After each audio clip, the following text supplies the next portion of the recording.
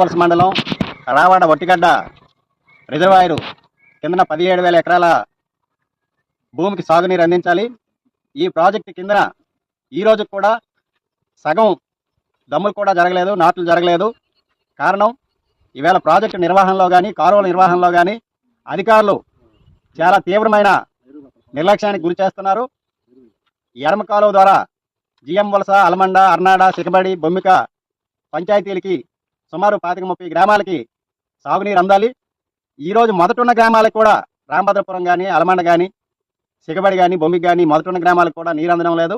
అలాగే కుడి బ్రాంచ్ కాలువ ద్వారా కూడా ఈవేళ తుంబలి, అల్లువాడ ఈ ప్రాంతంలో కూడా సగం కంటే దమ్ములు కాలేదంటే ఒట్టిగడ్డ రిజర్వాయర్ తాలూకా నిర్వహణ ఏ రకంగా ఉందనేది అర్థం చేసుకోవాలి. ప్రతి సంవత్సరం ఇంజనీరింగ్ అధికారులు ఏఈ దగ్గర నుంచి ఈఈ వరకు కోట్ల రూపాయలు తీసుకురావడం, పనిచేసినట్టు చూపించడం, తినేయడం తప్ప సక్రమంగా పనులు జరగడం లేదు. జంగిల్ క్లియరెన్స్ చేయలేదు, మట్టిపై సిల్ట్ క్లియరెన్స్